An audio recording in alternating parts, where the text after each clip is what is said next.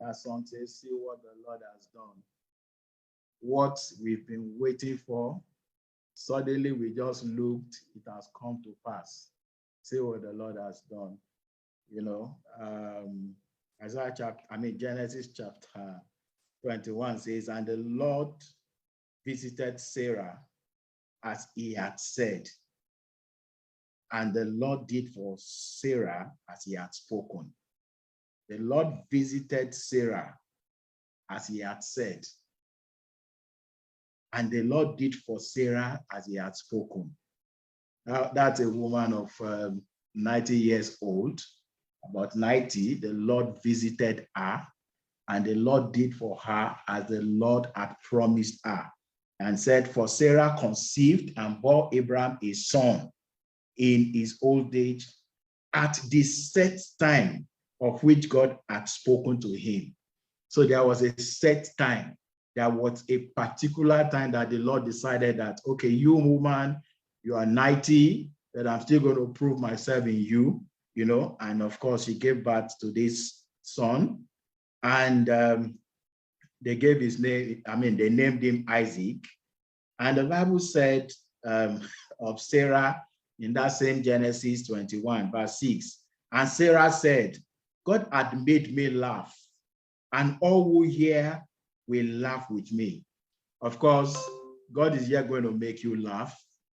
What has made you to cry? What has made you to mourn? What has made you to really continue to sigh? You will yet sing that song, see what the Lord has done. What we've been waiting for, suddenly it has come to pass. Now we are counting years. Oh, 2 years ago, God did it. 5 years ago, God did it. Then once upon a time, you were counting. Oh, see, 10th year of our wedding, nothing has happened. See, I'm already 40-something. Husband had not come. A time is going to come. You're going to look back and say, see what the Lord has done.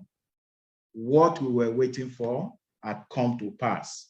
And this, she said, verse 7, she said, who would have said to Abraham that Sarah would nurse children, for I have borne him a son in his old age. I love the way King James put that, verse 7. It says, and she said, who would have said unto Abraham that Sarah should have given children suck, for I have borne him a son in his own old age.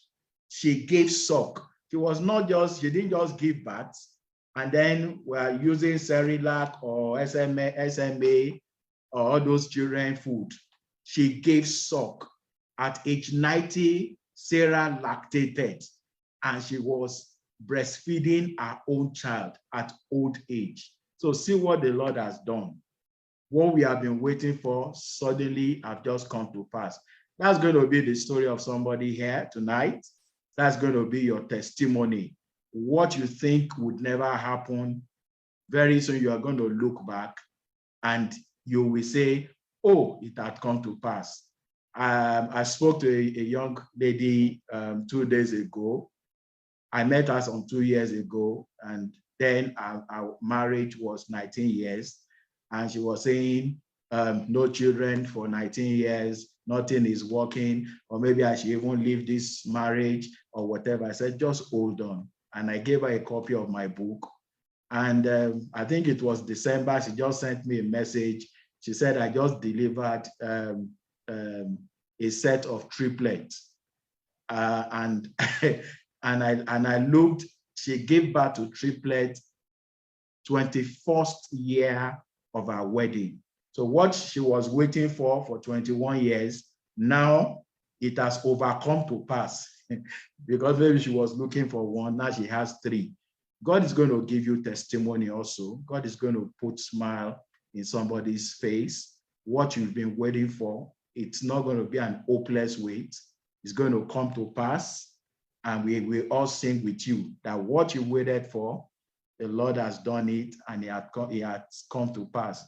So I welcome you to Through It All. Through It All, we call everybody. Through It All is all about encouragement. It's all about using our stories, the challenges, the odds of our lives, the pains of our lives, to encourage somebody, to let you know that no matter what you have been through in life, a day is going to come and you're going to look back and the Lord would have turned your sorrow into mourning, would have lifted you from where you used to be. All right, so that's what Through It All is all about. And Through It All is the title of my book, where I also captured all the challenges I've been through in life. So please, if you have not read Through It All, I will counsel you, get a copy of it. Visit tia.com.ng, tia.com.ng, and you can always order your own copy, whether the soft copy or the hard copy. All right, and since this is Through It All and it's all about encouragement, please, if you are going through anything and you feel like that there's no hope for you, there's no way to go, please don't give up. You can talk to me. Please, anyhow you got to know about this program, you will get to me and we will talk, and the Lord will turn your mourning into dancing in the name of the Lord Jesus. All right. I have a very wonderful guest in house this evening. It's somebody that I also listen to a lot of people's stories these days, and I'm always challenged. And when I had his story, I said, one day is coming on Through It All. All right, so I'm so happy to bring to the screen my guest for tonight. He is Dr. Blessing Ayemhere, and he is the MDC of Umugini Pipeline Infrastructure Limited. All right, so he's going to be sharing his story with us tonight. He's going to be using his story to encourage us, and I know the Lord is going to really meet with someone tonight in the name of the Lord Jesus. So with Jesus' joy, like we normally say, I want to welcome to the screen my dear brother, Dr. Blessing Ayemhere. Bro Blessing, nice to have you here. How are you, sir? Thank you. Good evening, Brother Kola. It's quite an honor and a pleasure to be here. And thank you for such a privilege tonight. The pleasure is mine. The pleasure is mine, Bro Blessing. Thank you so much for accepting my invitation to come. I don't take it for granted at all. Thank you so much. All right, so let's set the ball rolling. So Dr. Blessing Ayemhere, I want you to introduce yourself to us briefly. So who is Blessing Ayemhere? Thank you so much. Once again, I welcome everybody to tonight's events and platform. My name is Blessing Obehi Ayemhere. I hail from Edo State. Okay, I went to school, primary, secondary, and tertiary in Edo State. I'm a qualified accountant. I qualified as a chartered accountant in the year 2020. That's about 22 years ago. I am also a fellow of the Chartered Institute of Taxation of Nigeria. I also, academically, I have my master's in business admin. I also have a master's in strategy. I am also, where do I go? Which area do you want me to go to now? So, okay. All right, let's just do the brief introduction. All right. And then we'll now take your story from childhood. The sweet thing is that as you are rolling the accomplishment out, people will be thinking, wow, this brother is so privileged and fortunate in life. All right. So let's take your story from childhood, Rob Blessing. Okay, thank you so much. Okay, I think that's why I was wondering where to start from, because I'm going to wrap up into this story at the end of the day. Okay, so I was born, brought up in Edo State, to wonderful parents, father and mother.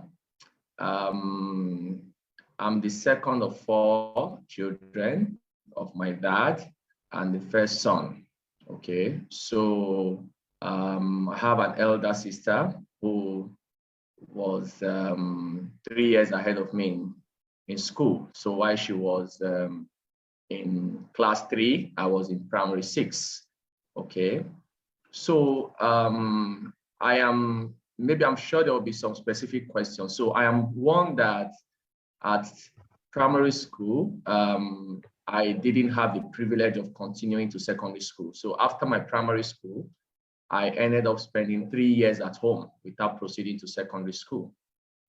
And so having stayed a few years, first, second year, I thought to myself, I think I want to progress, especially when somebody came to me and said, young man, you are wasting time. Why not go and learn a trade? Learn maybe how to do furnishing or how to work as a mechanic. At that point, something revolted in my spirit. It didn't quite sit with me. I was quite young, between 12 and 15 then, but something said, no, you don't belong there. It's not that people that are doing it is wrong, but you just know life is just about destiny and where God wants it to be. So it just said you don't belong there. But still, I'm sure that was the Spirit of God telling me then, but still the situation didn't favor me to do something different. And I think that's where I want to start tonight. At times you hear God say, do A, B, C, and you look at your situation, there is no support for those A, B, C that you want to do. So one would have expected that if I heard, don't learn a trade, I should turn left or turn right and see a pool of money or somebody showing up and say, okay, I will sponsor you in school. But that didn't happen. So a few years after, I found myself at the Ring Road. For those that are familiar with Edo State, I find myself at the Ring Road, where I wanted to work as a motor boy with buses in order to raise money to go back to school. So that was how the story started. So I started working, gathered money. After some time, I went back to secondary school, And the interesting thing is from the first day I entered secondary school to the last day I finished, I worked, in that place. And the last time I gathered the money to pay for my final exams and sent forth or graduation, we'll call it then, I also said goodbye to the motor park. Yeah, that was a summary of my childhood really from 12, yeah. So that means all through your secondary school, you worked as a motor boy. Absolutely. So when I started, I worked for a few months, gathered the money to start. And so when I started the school, I will work on Saturdays, and Monday to Friday, I go to school. On Sunday, I go to church. So I was only working on Saturday to buy my books and pay for other materials. Yeah. Wow. I'm tempted to ask, where were your parents at those beautiful. countries? Beautiful. So I had my dad and my mom alive. Unfortunately, my dad, or fortunately now, I'm sure he's with God, Christ, and with God in heaven. My dad passed on 2018, but he was alive then. He was well. Of course, what happened? Maybe that's a story I should share. Why did my dad not sponsor me to secondary school? I was the first son. So why will my dad not? Why will my mom not? So at that time, my mom and my elder sister just started going to church. Before now, we were going to Catholic church. So at that time, they joined this Catholic charismatic renewal, and it was a Pentecostal movement in the Catholic church. That suggested that they would go to church for evening service on Thursday from 6 p.m. to 9 p.m. My dad didn't like that. He didn't want that. And with the support from family as well. So he said, he called a meeting one evening and said, you have to choose whether you have to go to church or you have to go to school. That he said to my elder sister. And of course, to my mom also, you have to decide whether you want to stay in this home or you want to continue to go to church. My elder sister was very vocal and she said, well, I choose to go to church. And he said, that's the end of school for you. Wow. She was in class 3. I was in primary 6. I was not the subject of discussion. Sincerely, I was not the subject of discussion. But as she stopped, as our school stopped, so was mine. All right. Also did mine. From that point on, nobody paid attention again. And my mom was doing petty trades. She didn't have enough money to, feed and pay for school fees. And, also ignorance. Today, if I look back, I say, how much was school fees really that, I had to stay home for 3 years? I think ignorance was also part of it and nobody ready to help or nobody was there to counsel. So that was what happened. So my elder sister eventually got somebody in church that took her and she went through secondary school. But I had to follow my mom to trade with her to ensure that, I supported her in paying rent because eventually she had to leave my father's house as well. So that's where the family comes in. Just said that, yeah. So you said, so when you concluded your secondary school was when you stopped the motorboy trade, so to speak. So how did you go on from that point? Okay, so if I look back today, at times I just say, I don't know how I got that instruction, to stop at that point. It was clear to me that the reason why I went to the garage was because I wanted to go to school. All right. So that was very clear in my mind. And so as I went to work every Saturday and holidays to work, the focus was just there. Of course, there were temptations, all right, working in the garage, working with the drivers, wanting to, be like the typical motor boy, wanting to fight, wanting to, all those temptations, they were there. But there was one thing that was clear.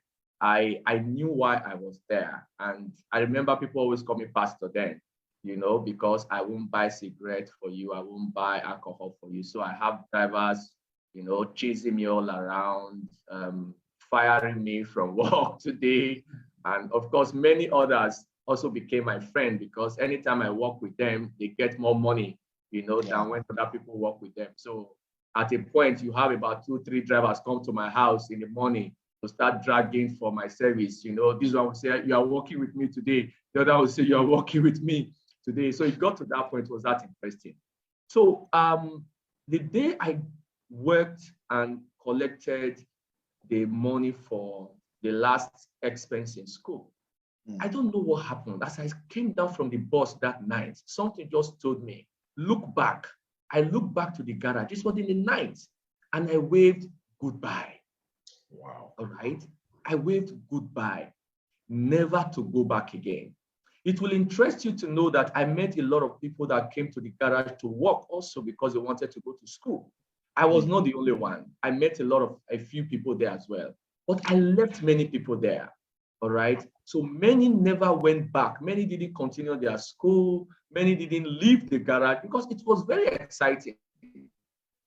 They were paying us very well. I was able to pay rents for the family, my mom and my siblings that were there with us. I was feeding, I've been paying for the feeding. I was responsible for my siblings' school. I was doing a lot of things. So I had money. It was so tempting that leaving that place was tough. So what happened? When I finished that, I had a brother in church who had a store where he was trading NMM, pots, stove, and other things. So he employed me immediately to be a sales boy. So I left school as a secondary school holder and went to start selling as a sales boy. However, the money I was earning as a sales boy was very, very small. It was like maybe 2 days salary or 2 days wage that I will get as a motor boy. But Wow. I was committed to it. And I had an agreement with the man that I was going to go back to school because I didn't do my WAEC at that time. I wanted to go back to lectures to do my WAEC. He agreed. Apparently, when we started working, maybe he also was enjoying my services as well. When the time came to start lectures, he was not willing to let me go. So I waited to the end of that month. And when he paid me, I said to him, I'm not coming back tomorrow. Okay. And he said, why? I said, I'm going back to school. I want to go to lectures. So that was how that ended again. So I started another circle. That's just the journey, from the garage to the sales boy. Yeah. Wow. All right. So just take it from there. So how from sales boy, and then I know you had to continue with life. How did you take it from there? All right. So I think is many moving parts, really, pieces here, pieces there. So I eventually was able to use that last salary that I got from my sales boy work to register for my WAEC. And when I did, I didn't have money to pay for lectures. I needed to go back to lectures. So I was stranded again. I was ready for exam, or I was preparing for exam, but I could not afford lectures. Graciously approached about two or three of our church members, and that were elders. I went to them, I told them, this is my WAEC form. I have registered for WAEC. I want to go to lectures for 3 months. I can't afford it. I just want one person that can pay each month for me. 100 naira was the fee at that time. And graciously, 3 people agreed to pay for my lecture fees. That was how I did my WAEC. Okay. So, of course, after WAEC, I was home for a few months and a few years, really. So I took up a job as a counselor because I trained as a counselor spiritual now. I had diploma or certificates in demonology. Okay. So from Mark of Christ. So I was doing this deliverance ministration work. So a school employed me then as a counselor. So I started working in the school as a counselor, went back to complete my WAEC. From there, I went on to start my ICANN as an accounting technician.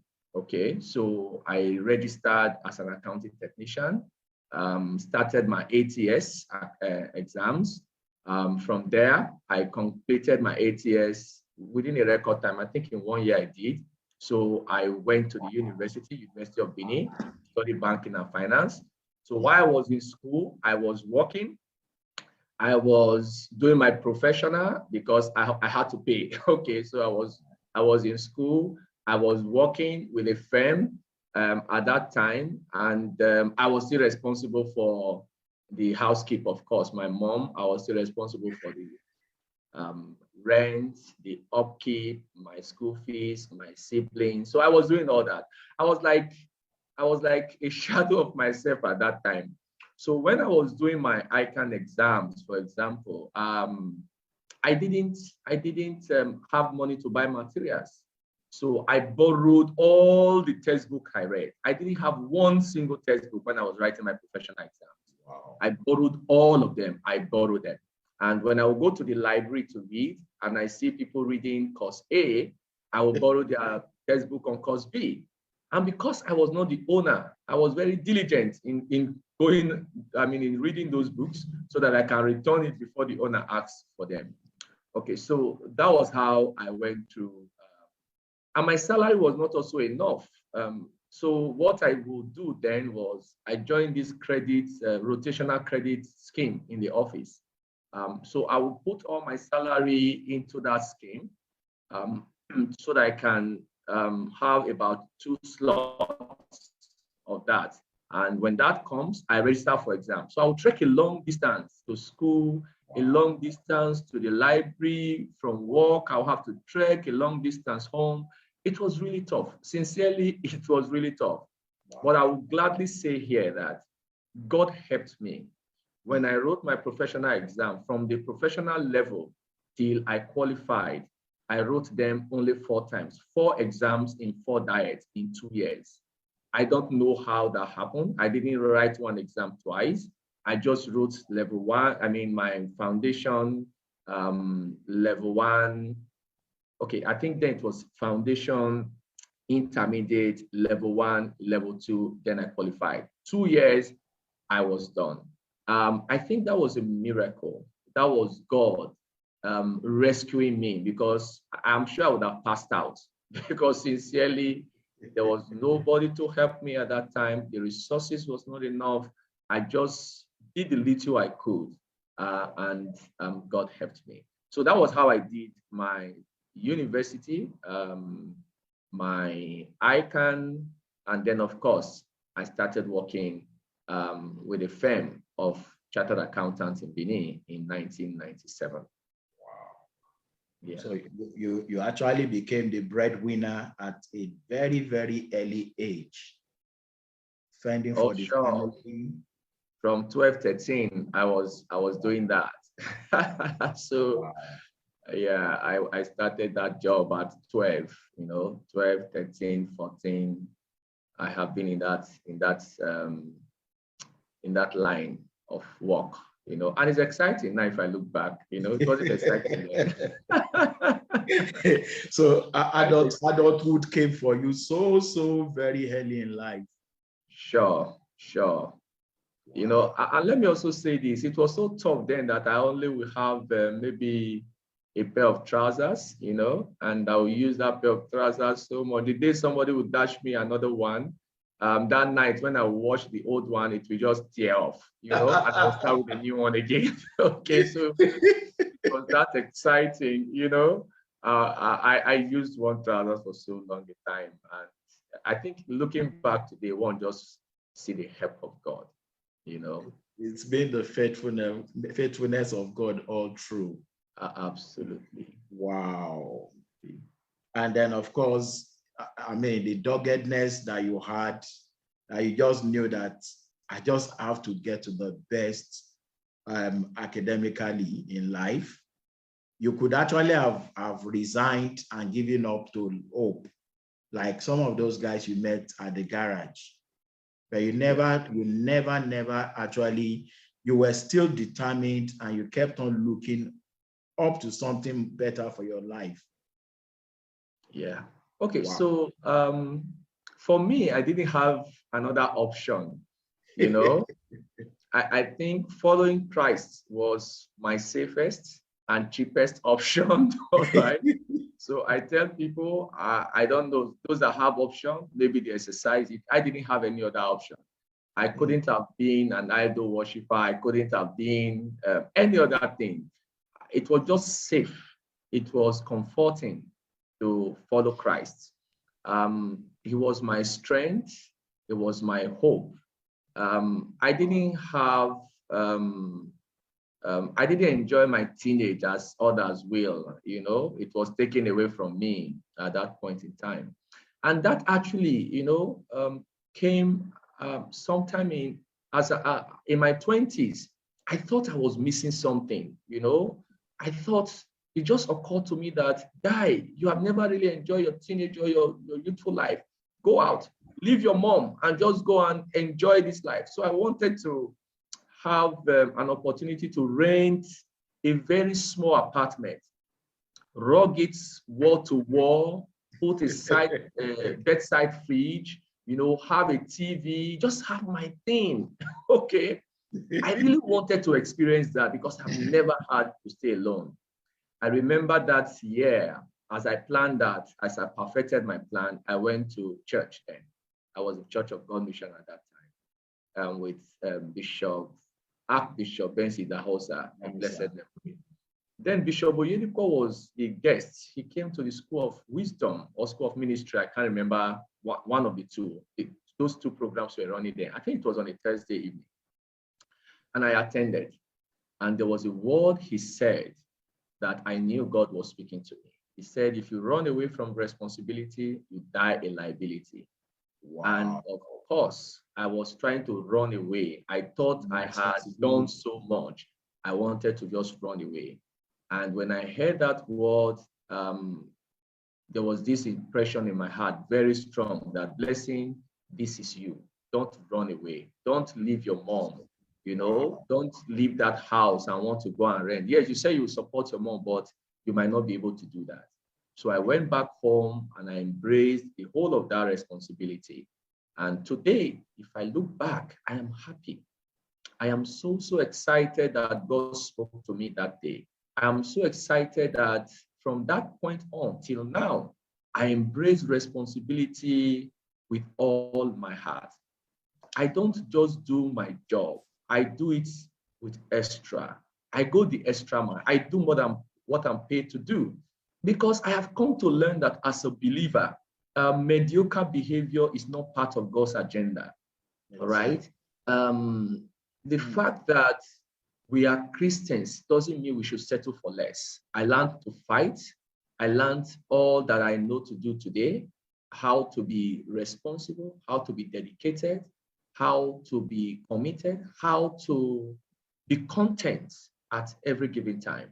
So it will interest you to know that, yes, I was that boy that didn't go to secondary school for 3 years. But today, I have my BSc. I have master's in business administration from Lagos. I have master's in strategy or strategic planning from UK. I have, and I'm an alumnus of the Harvard Business School. I'm an alumnus of Lagos Business School. I have my doctorates with at the Swiss Business School. I look back today, I'm like, God, I don't know how I got here. I qualified when I was 25 years old. Okay, so I look at all this today and I say, God has been faithful. And so to somebody, maybe that's what I want to say today. We are not a product of the circumstance that we face. We are a product of the decisions that we make. I could have decided to retire to nothing, to complain my father didn't sponsor me. I could have decided to waste my life. I could have decided to be irresponsible. But today, if I look at it, I know it's God's grace. But God's grace work with or through a process. There is a process. There is a principle with which God works. And one of those principles, as I embrace the Bible, is diligence, dedication, and commitment. Job chapter 36, verse 11 says, if you obey and do these things, you will spend your days in prosperity and your years in pleasure. Psalm 119, if you are willing and obedient, you will eat the good of the land. So I look at it today, and the only thing I can relate with is that there was that willingness, and thank God for the grace to be obedient. So for somebody today, I don't know where you are. Are you willing? Many people are willing. But the question is, are you obedient to the instruction of Jesus Christ? Are you bending the rules? Are you trying to help yourself? I've had opportunity, to help myself and, solve this poverty problem quickly on my journey. I've had reasons, to bend the rules. But no, I have decided to follow the instruction. I've decided to follow the principles of Jesus Christ. I don't have extra money in my account, but you know what? I didn't get myself to where I am today. If God can get me here, he can sustain me. See, if you can't trust God enough to take you to where you are going, then you don't really trust God. If God is the one that has brought you to where you are, God is able to take you to where you are going. Yeah. I have learned one thing on this journey. You don't change a winning strategy. What is the winning strategy for me? For me, is Christ. I'm not afraid. See, I'm a CEO in an oil and gas company. It would have been an aberration, a misnomer, for me to be telling my story in the public like this, because the space where I operate is that space where people live fake life. Is that place where people don't want people to know where they are coming from. People want to see them as, or want you to see them as somebody that was born with silver spoon, somebody that went, no, that was not how I grew up. Then I was a motor boy. I worked as a bricklayer while I was working as a counselor. The money wasn't coming. I went to work on site. I worked in the farm. I worked as a laborer. I worked there. But you know what? That is my yesterday. Wow. That was my yesterday. Wow. Today is different. All right. And one thing I have known about it is that if I can trust God enough, it has brought me to where I am today. Where I am going is secured. I am more guaranteed of my tomorrow than I am of my today. So I'm not afraid. I'm not afraid to say it because God is the one that brought me here. I just wanted to express that. I think it was beautifully expressed. And I think you really captured a lot of principles that brought you here.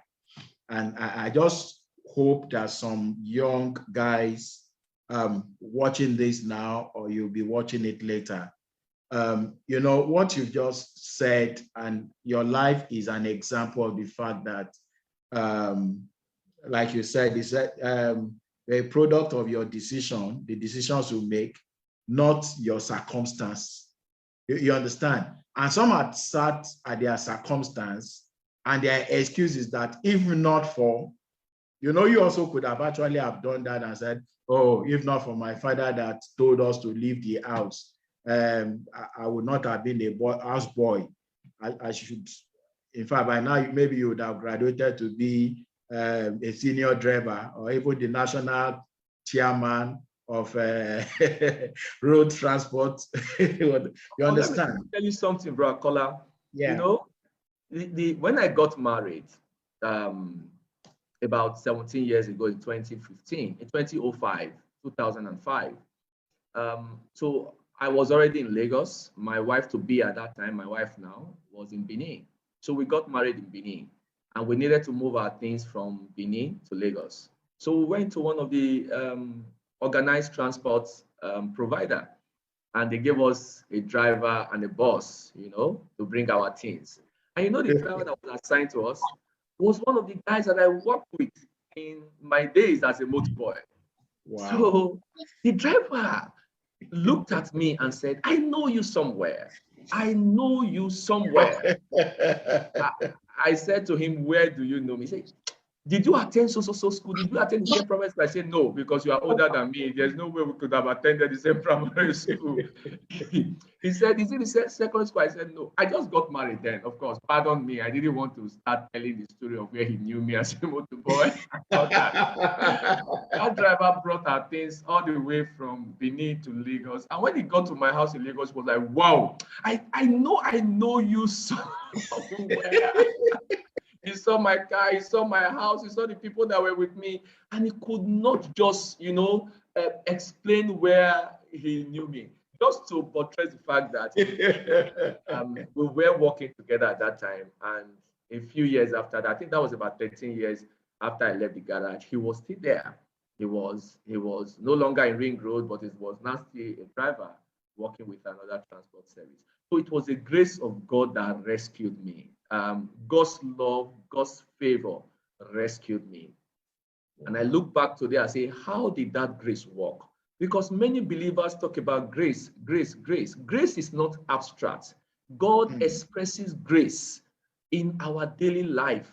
You know, God brings grace. If I remained as a conductor or as a driver then, and the grace of God came expressed on my life as a motor boy, maybe I would have been a chief driver, all right? Or maybe I would have been the chairman of the National Union of Road Transport Workers chapter of the state that I was at that time. So the question is, what is the rod that you have in your hand? Or what rod are you grooming that God will breathe on? All right? Because when grace comes, grace finds expression on what you have in your hand. All right, Moses had a rod, and the grace of God was expressed on it. All right. So when grace comes today, what does grace find in your hand? Is it school cert? Is it BSc? Is it masters? Is it doctoral? Is it a trade you have learned? Is it a skill you have developed? What will grace find expression on in your hand? Wow. So you know, the beauty of what I'm hearing you say, Bro Blessing, is the fact that we can all be better than where we are now. Our lives can actually really progress than where we are now. Absolutely. And it's just because, number one, we are not getting it right in our relationship with the one that made us. Because obviously, it was obvious that it was God directing your steps, knowing when to leave the garage, knowing when even not to say, okay, let me go and get a house of my own. So what I'm saying in essence is that we can all become the best version of ourselves. We can all become what God wants us to be in life. If we will actually follow some of the things that Dr. Ayemhere is saying today, the things that took him, the doggedness, the diligence, the resilience. Maybe you need to talk on laziness and people that just feel, gratitude. I mean, what is it now? Having that sense of entitlement. Maybe I want you to talk about those things, laziness and entitlement. You could actually have subscribed to those two factors. Yeah, thank you so much. So growing up, I was actually a spoiled child. I was the first son, and I had my elder sister and other siblings, that were living with us. So I don't touch anything. I don't walk. I was that kind of a person that, because I remember when they said I was going to stop doing house chores when I was still quite young, maybe around 9, 10 years old, and they hit all the plates at home, and they said I should come and wash them because that was the last day I was going to work. And I ran away from home. I spent the whole day on the streets trying to run away because I didn't want to touch anything. So I was that kind of a boy that was spoiled. I was pampered, growing, actually continuing with that mindset, with that entitlement, not wanting to do anything. But the circumstance that I saw myself in at that time forced me, at that particular time to begin to make some very hard decisions. I think as we journey in life, we have to decide, the choices that we make. Life is about choices. God will never force us to do anything. Even when God was suggesting Deuteronomy, say, I've set before you life and death. I wish that you choose life that you may live. Every day, God is suggesting to us, do the right thing. Do the right thing. Don't go to your office and be playing games when you should be working. And then when promotion list comes out, your name is not there and you start complaining. When you are supposed to be writing exams, don't go ahead playing, all right? When you are supposed to be spending money to train yourself, don't go on buying the big trousers and the shoes and the iPhones of this world. Focus on what really value is for you and determine what that thing is. God is always willing and ready to help us if we are willing and obedient to his call. He's always willing. So the path to greatness is not easy. Discipline is not easy to come by. At sometimes on the journey, we want to give up. And if you are not careful enough, it's cheaper to give up than to sustain growth in life. All right. At times you are working. I have been fired many times by my employers. Some of them never gave me letters, but they were angry. They fired me because I refused to compromise. All right. I was not afraid to stand for what I know God wants me to do. So you, as a believer, you must know your God. You must embrace the Bible. You see, there is no two ways about it. There's no midpoint. It's either you are for God or you are outside. All right. The marketplace is a battlefield. Life itself is a battlefield. You cannot sit on the fence. If you are a believer, go all out and be a believer. And also, as you journey in your life, don't be excited to see other people suffer where you suffered. All right. Because that is another thing. God allows us to go through some paths in our lives because he does not want other people to go through that path. But a lot of people miss it and they think that because they have gone through some difficult paths, other people must go through that path. Otherwise, they would have been cheated. No, it's not true. Leadership is about empowering people. It's about discovering people and creating for them the environment to thrive. One of the things I have discovered, and I pray God for grace to always do, is that people don't suffer what I suffered. All right. So if I'm able to make life better, I don't want people to suffer it. When I was growing up as a professional, also the same thing. The things that took me 3 years, I enjoy giving it to people 6 months, 1 year, if they qualify and they merit it. I don't think people should suffer what I suffer. I mean, these are some of these little spiritual principles. They are there. You know, if you read the Bible, if you open your heart, they are there. So the Bible says, until our obedience is full, we cannot bring everything under subjection. So our obedience to the principle, to the precept of God must be full. You know, the Bible says in the book of Proverbs 21:31, the horse is prepared for the day of battle, but victory is of the Lord. Safety is of the Lord. Deliverance is of the Lord. He didn't say that the horse should not be prepared. The horse has to be prepared. You have to do your own. Then victory comes from God.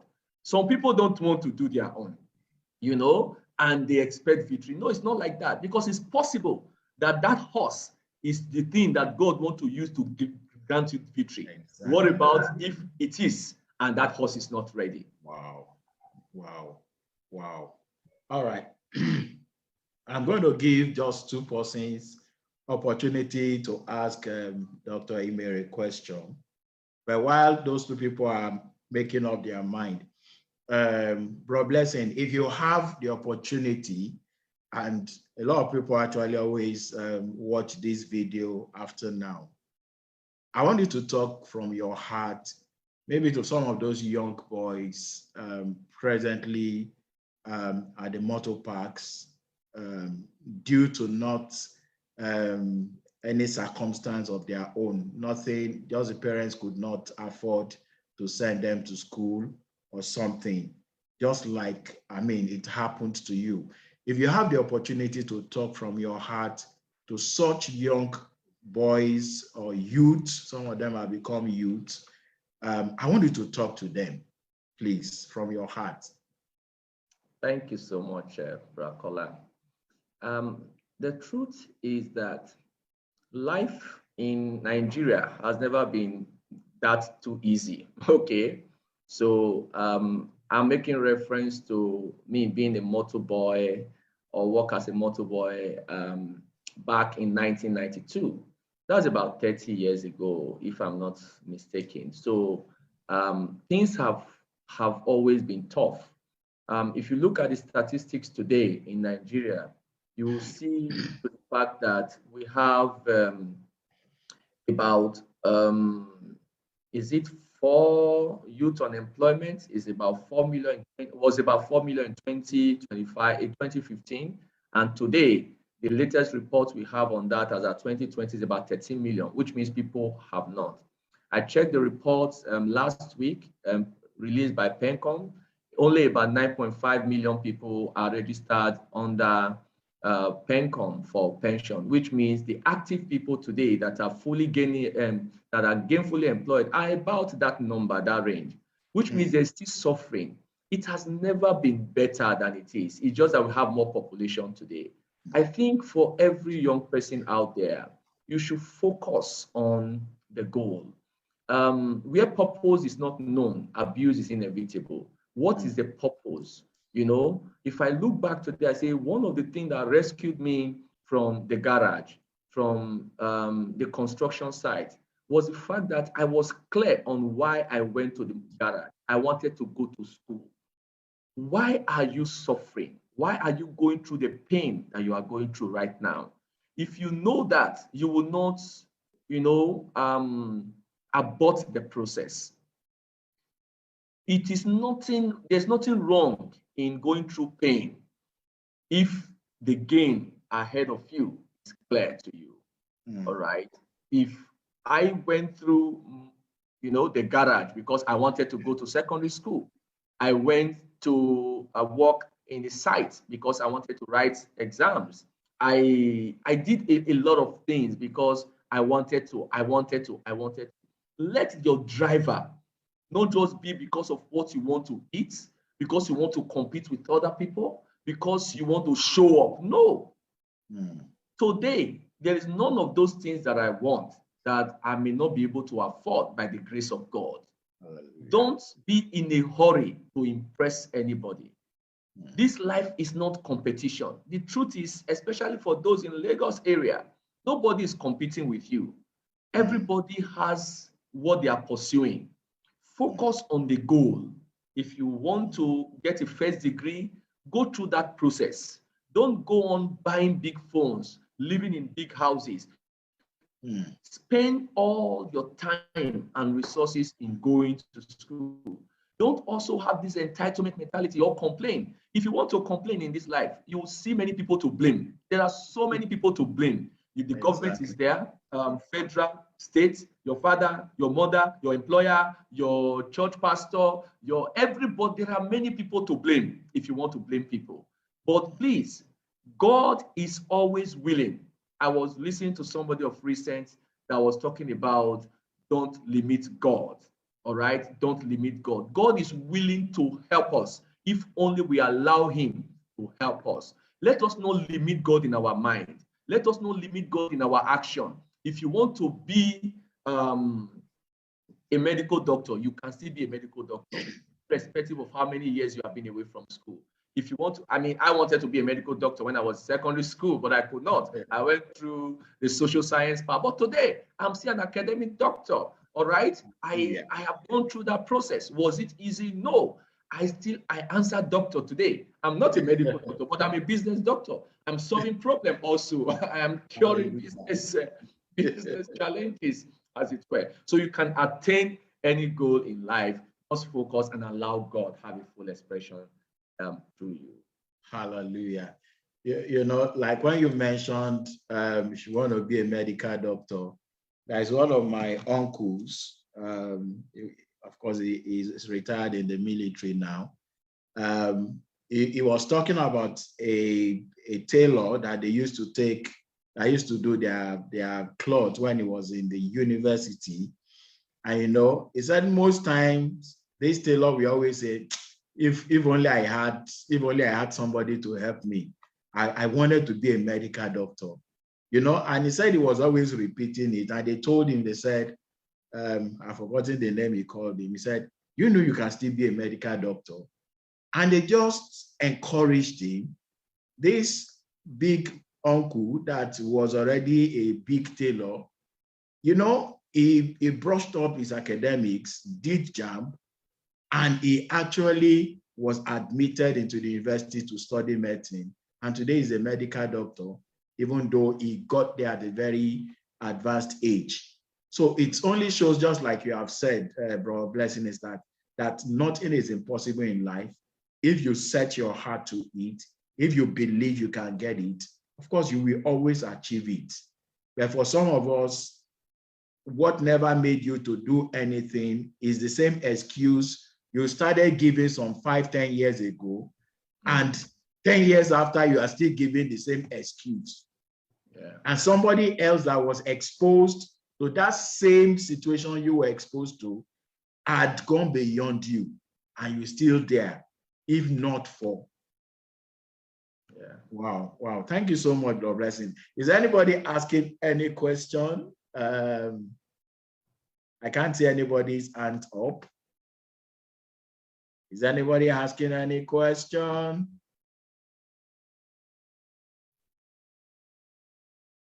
All right, so no open mic today. I'm the only one doing, okay. All right, I can see one hand up actually.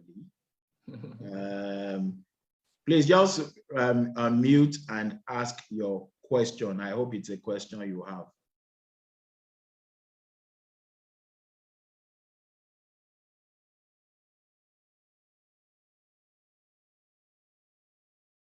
Thank you so much, Mr. Ayemhere. Yes, his story is so inspiring.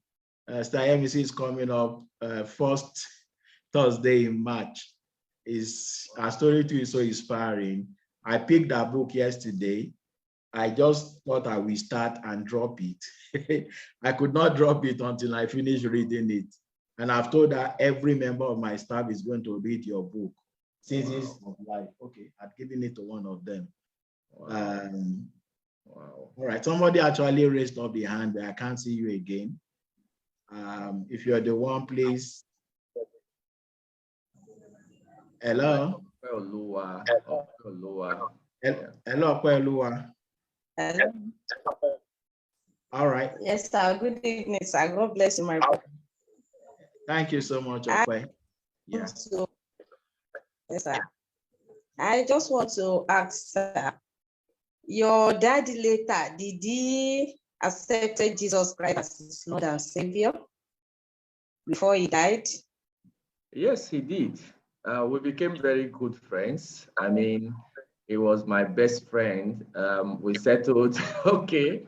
I had no option than to forgive him in the first place because the biblical instruction is clear about it. But I also got to know why he did what he did, all right? Because we had a lot of time to sit down, and I discovered that his dad passed on when he was a teenager. He started life as a teenager, and he just got to that time also where he was trying to also discover himself. So sometimes the people that hurt us, it is the best that they know that they were doing at the time. So if I had allowed those actions to stop me, I would have been the one to regret. The man didn't know better. And when he knew better, we were actually best of friends, before he passed on. Yeah. Wow, that's so beautiful. So maybe that's a lesson for some of us still holding grudges against our parents for whatever they did not do right when you were growing up, more especially if you're a child of God. Please go make amends with them. You have no excuse not to make amends with your parents for whatever they had done wrong. That was the best they knew. You understand? Please make amends. All right. So thank you so much, Rob Blessing. Is there any parting shot you want to give us before we go? Thank you so much. First of all, I will say thank you, Brakola, for this opportunity to share, and to everybody for taking time to listen. I want to say that the truth is God is willing and happy to grant us access to his greatness, his treasures. They are there. He's not doing anything with them. He's just waiting for us to ask, to get ourselves prepared. God is willing. When God blesses you, you become influential. And when you are blessed, you are able to shape cultures and values. But God is interested in raising generals in the spiritual arena, generals in the marketplace. Let us make ourselves available as believers, not holding anything back, not, limiting ourselves in any way. Christianity is about, being the best. That's what I've come to discover.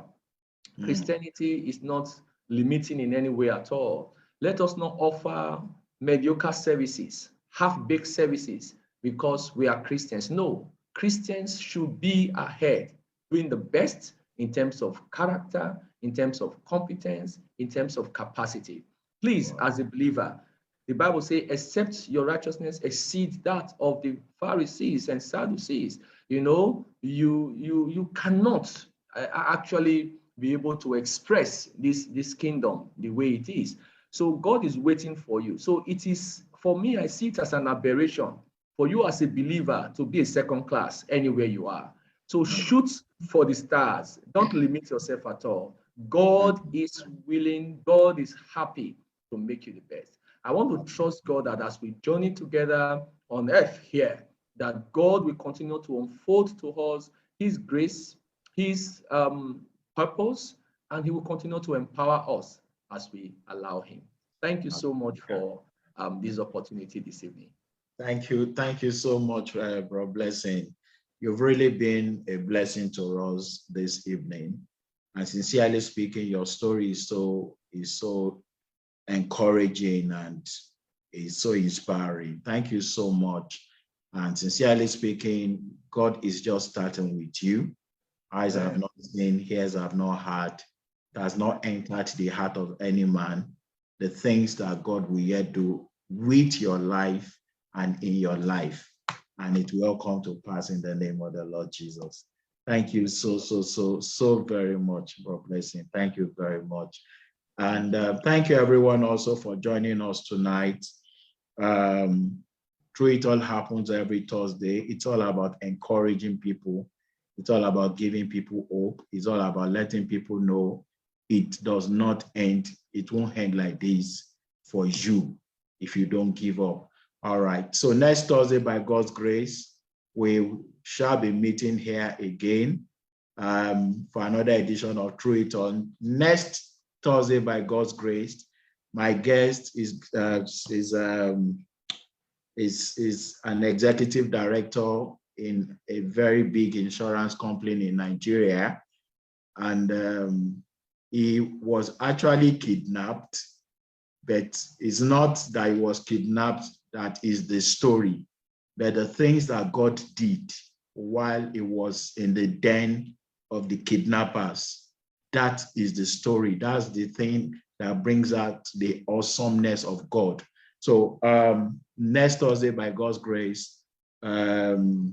Femi Ogundeji is going to be my guest. Please let's all be here to hear the testimony of God's goodness and the things that God can do in the life of his own children. All right. And like I said earlier,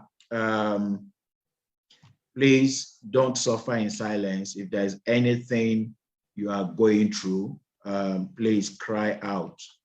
Many commit suicide thinking that it's on the other side that they will find the solution to their problem. Unfortunately, no, what you don't sort out on this side, you can't find solution to it on the other side. All right, so please don't cry and go under depression in silence. You can always reach out to me and we'll talk it over. And I know that God will show up for you also. All right, so thank you every one of you for being part of tonight's program. I really appreciate every one of us. The Lord's going to keep blessing you all. So thank you. I'm going to leave with